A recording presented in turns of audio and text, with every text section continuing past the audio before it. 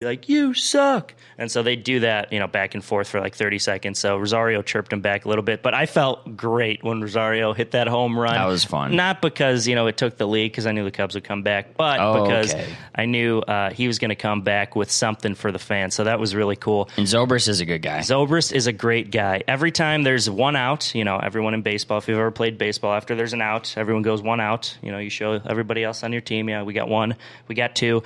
Zobrist turns around, points the one to the crowd. Everybody points it, and then he swoops it underneath, and all the fans follow. And then same with two outs. He gives the horns. The hook 'em. Two outs. He's a good guy.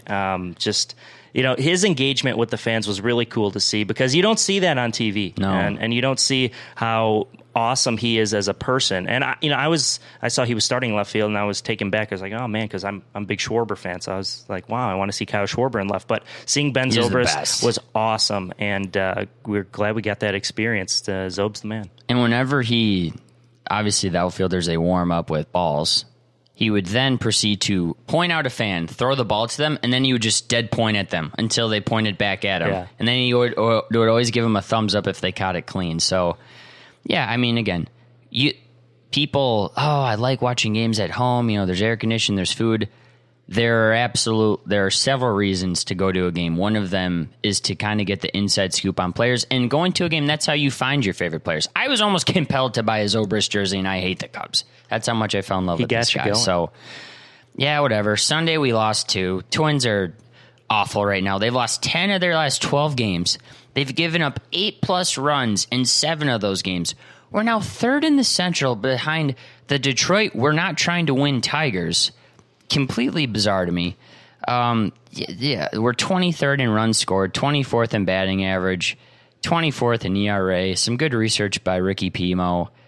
12th most runs allowed, and we got a -37 run differential. And there's really, as someone who follows this team very closely, there aren't many things that lead you to believe.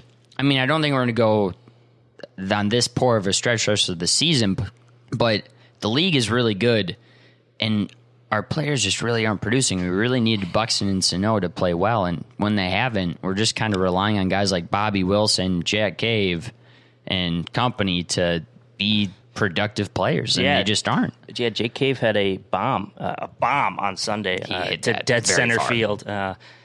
But the Twins are relying on Williams Astudillo, who? Dude. He came into the game on Saturday because Rosario had to leave with cramps because, again, it was 112 on the heat index. And this guy comes into left field, and we both look at each other. We're like, who is this guy? Because obviously we follow the team very closely, and we've never heard of Williams Astudillo, who has a very interesting story, by the way. He's got like over 2,400 career at-bats in the minor leagues, which is like 9 years worth of service. That's incredible. But he's only struck out like legitimately 10+ times only once. He never strikes out and he never walks. And I'd seen an article about a chubby guy in the minor leagues for us that just always hits the freaking ball, and it turns out to be this guy. I didn't know it then, but yeah, the Ringer did a story on him. He's kind of Bartolo 2.0 a little bit, and people are saying that's not Flo original. People have kind of compared him to him, and he's fast. No, he can steal some bases, too. And I mean, the dude's got some pounds on him. Yeah, in the Cubs series, he was 4 for 8. Guy can play. Guy's a ball player. In a game and a half. And he's a catcher. But in this series, he played like left field and infield as well. He had a really good play at third. I don't know if he's going to catch. He had great defense. He did have an error on Monday against the Brewers that brought in a run. Ryan Braun hit it sharply down third baseline. Could have been played, though. But the Twins relying on players like him and Jake Cave and Mitch Garver, that's not what the plan was at the beginning of the year. So it really begs the question, trade deadline's July 31st. Are the Twins going to be selling? I mean, Fernando Rodney is a prospect that you can sell to some teams, thinking, hey, he'll be, because closers, they're going to have some struggles here and there. Fernando Rodney has been very bad lately, but he's still a piece that you can trade down the line. Maybe a Zach Duke. He has value. Yeah, there's some arms in the bullpen that have value. There's really no offensive pieces we can give away, but do you think the Twins are going to be shipping away things like they did last year? Well, and that's the thing is that I just really don't know what pieces we have that teams would want. Brian Dozier has not played well. He's a second half guy. I expect him to have a big second half, but his value just is not going to garner the return that I know the Twins would want. The outfielders are pretty safe. I mean, you're not going to trade Kepler. You're not going to trade Rosario. It can't be an offensive piece. You don't have anybody. I mean, Adrianza is a utility guy, maybe. Well, for a team that needs a bet. Well, that's why that move would make sense for me. I think from the Twins' perspective, you could move a middle infielder because we have not necessarily a stockpile, but we have some depth there. But besides that, no. I mean, maybe one of the starters because we have some young guys like Fernando Romero. Steven Gonzalez is a young guy that's been doing some good stuff for us. Sledgers is not bad either. So could Odorizzi be on the block? Could Gibson, with how well he's been pitching, could we even trade him? I don't know. We'll see. Yeah, it's tough. And, give credit to the Twins, though, this past weekend. There was no pitching at all. The Twins scored 25 runs in those 3 games at Wrigley and got swept. So it's... No, the offense it's was just fine. Interesting because, it's funny how one part of the game can be outstanding and the other half just abysmal. And that's just the flow of baseball, right? It's tough to get both offense and pitching to gel together. Mm-hmm. And when that happens, you're looking at, Boston Red Sox, New York Yankees, Houston Astros. No, it's disappointing because at the beginning of the year, I think people thought we would be a strong contender for one of those wild card spots. And really only one spot because Houston had the West locked up.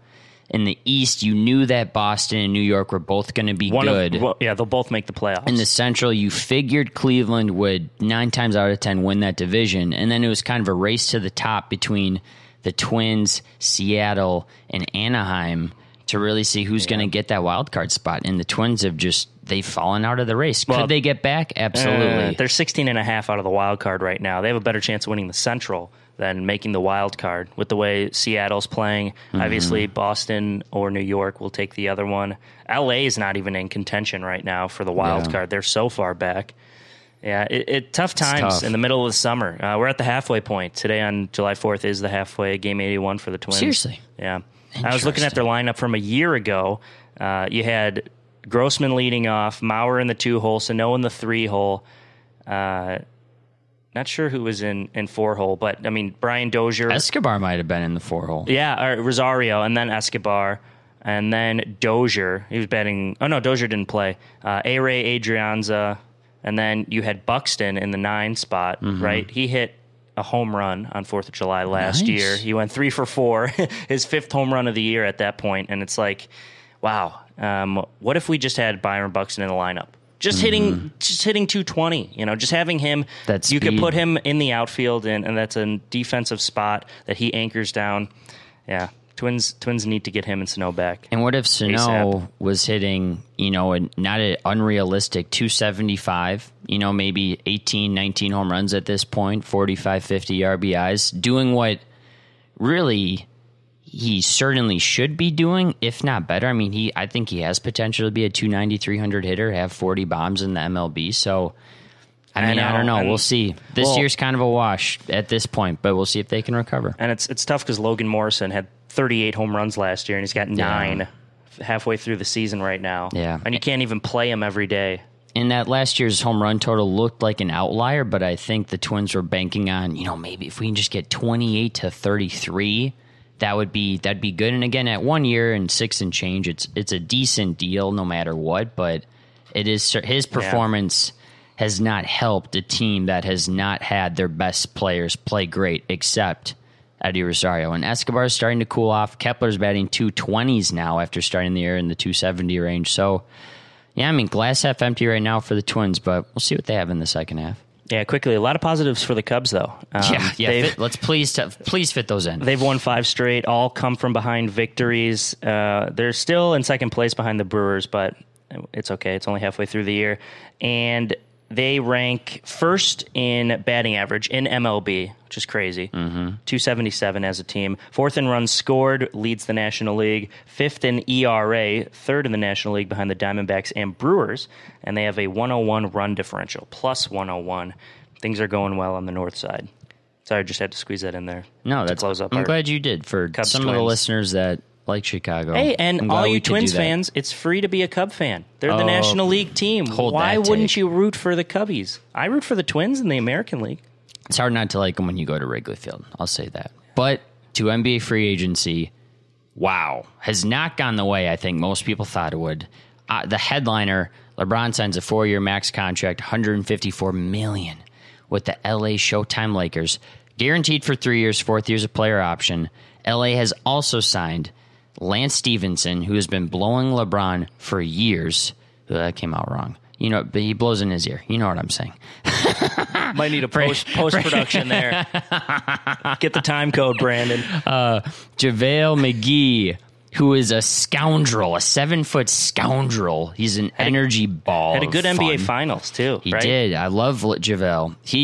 Him with LeBron's passing could be really fun to watch. Caldwell Pope, who's a clutch client, the agency representation, the agency that reps LeBron James. Rich Paul owns the agency. It's basically under the table that LeBron owns it too. Once he retires, he'll take over, but he can't technically because he's in the league.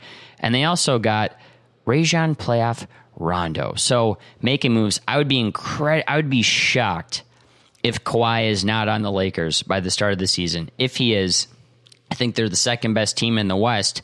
But hold the phone. Boogie Cousins goes vet minimum 1 year, 5.3 to Golden State. Yeah, that kind of sucked. I'm just upset that LeBron didn't drag this out longer. Really? He made the news too soon. I wanted the speculation to continue at least for a week. Tease us for a little bit, LeBron. I was happy you did. I thought that would have been a little more fun, a little more drama. But now we have all summer to talk about the implications of what he has done to the league. I can't believe Boogie left, especially with Julius Randle just signing to the Pelicans. You have a healthy Anthony Davis, who's first-team All-NBA. That team could have been awesome. Jrue Holiday, who they just swept the Portland Trail Blazers in a 7-game series. And apparently he could have gone to the Lakers too, but reports say that he didn't want to. The Lakers didn't necessarily want him on the team. No, so they refuted. Interesting. Again, his contract. I don't know. The guy's coming off a torn Achilles. He's not going to look the same next year. But Boogie, if he's talking Boogie here, yes. But if he's at full health by the time playoffs come, I mean, that's the most lethal starting 5 of all time. I mean, it just is. He's an amazing player when he's fully healthy. Now, he's an attitude problem guy. When he was in Sacramento, he rubbed some people the wrong way. So does he disrupt the Warriors? I'm not sure. KD signs a 2-year max, so KD re-ups with the Warriors.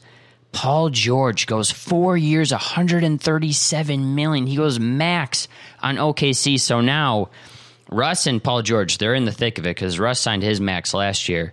So they're running it back. And Melo took his $30 million, so he's coming back. Opted in. The 3-headed monster lives on in OKC. They're going to be the first team. I saw this, and I'm pretty sure I read it correctly. Again, woke up a little bit hazy this morning. They're going to be the first team ever. I'm not sure if it's with or without luxury tax. It's the highest salary in the NBA. So people want to talk about the Warriors. No, it's OKC that has the most money on the books. Their luxury tax is going to be huge. And they're still not going to be a top 3 seed in the West. No, probably not. Legitimately not. So they weren't last year. Two talented players. Steven Adams is also on that team. They re-signed Raymond Felton. They got some other guys, Andre Robertson. So no depth on that squad, though. We'll see what they can do. They also got back Grant, too. He's a good player. Oh, Jerron Grant? Yeah, he plays the 4 for them. Yeah. Chris Paul goes 4 years, $160 million for Houston. He's going to be 37 the last year of that contract, making $42 million. Brandon is shaking his head. I am too. He's too old for that kind of cash. Dude, I'm cold on Houston. Chris Paul's going to be 34 next year. They lost Trevor Ariza, who in my opinion was their best rotation player. Eric Gordon's great offensively, but Ariza has all the defense. And Ryan Anderson didn't even play in the playoffs. No, it's and they might lose Clint Capella. Houston is going to. That's what I'm saying. The Lakers. If the Lakers are their number 2 team in the West, in my opinion, Houston.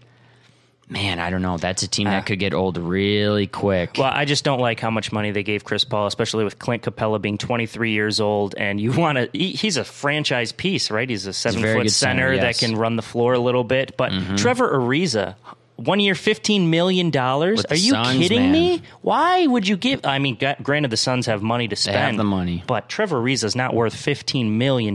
He's No. one-dimensional. He can shoot the three, and he plays good defense. He's a 3-and-D player, and those are valuable. I think he's a good fit.